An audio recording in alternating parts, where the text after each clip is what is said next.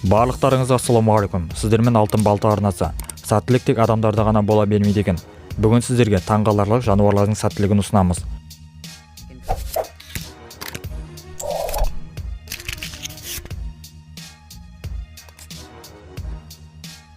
Мына иттің жолы болды деуге болады. Сыртта орнатылған камераға қарасақ, итті өлімнен бірнеше сантиметр ғана құтқарып қалды. Ал мына жолы болғыш көгершін қорқу не екенін білмейтін секілді. Бұғы орманнан шығу арқылы өміріне қауіп төндірер қателік жасады деуге болады. Себебі оны аңшы байқап қалды.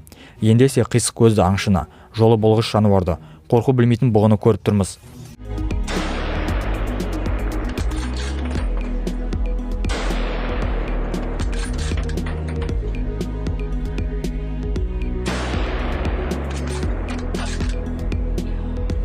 Тағы соған ұқсас жағдай.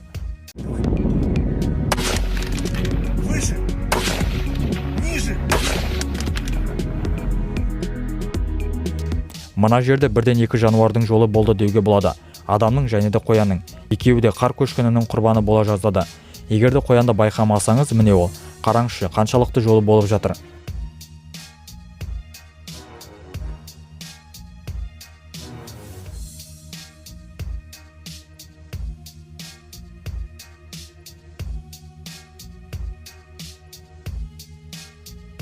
Мынау әлемдегі ең жолы болғыш тышқан шығар. Қарап тұрсаң, Том и Джерри мультфильмі секілді.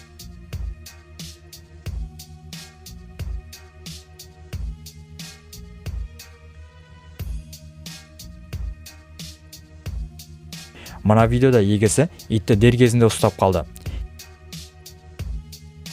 Келесі видеода сөзбен айтса сену мүмкін емес, жануарлардың сәттілігін көріп тұрмыз.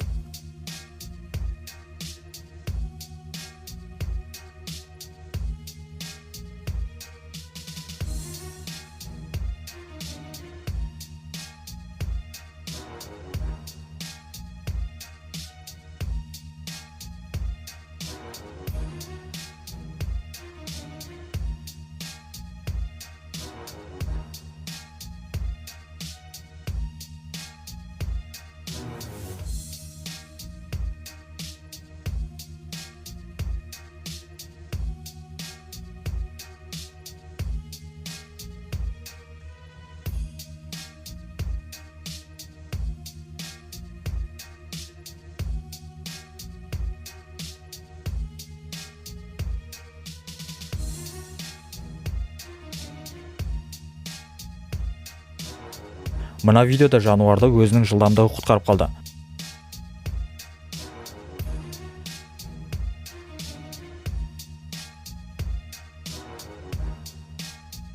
Құлап жатқан үйде қалып қойған мышы ешқандай жарақат алмады.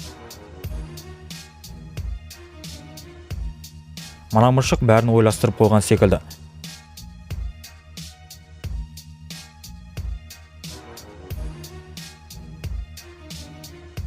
Осыдан кейін тасбақалар баяу бұрыла алмайды дегенге сенесіз ба? Кей кездері лифтіде егесінің аңқаулығынан иттерде қайғылы жағдай орын алып тұрады. Мына видеода иттің мойны үзіліп кете жаздады. Жолы болып лифт тоқтап, ит аман қалды. Тағы соған ұқсас жағдай.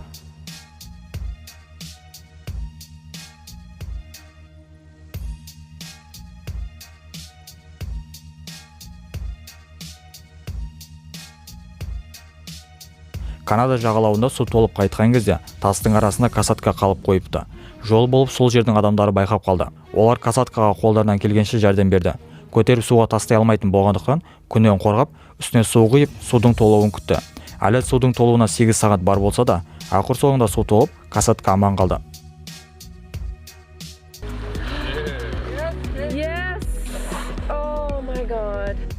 Келесі бізде қыстырылып қалған енот. Негізінде еноттар кәріз қақпаларында көптеп қыстырылып қалады. Олардың барлығын дер кезінде байқай бермейді. Ал мына еноттың жолы болды деуге болады. Оны байқаған адамдар жануарларды қорғау ұйымына хабарласты. Тұтас бір операция жүргізілді деуге болады. Темір тордың мықтылығы соншалықты, оны алу үшін біраз қиналды деуге болады. Жаңбыр жауса да тоқтамай, ақыр соңында темірді алып, енотты шығарып алды. Кейін оны емдеп, тамақтандырып, бостандыққа жіберді. Достар, егер видео ұнаған болса, лайк басып, каналға жазылуды ұмытпаңыздар.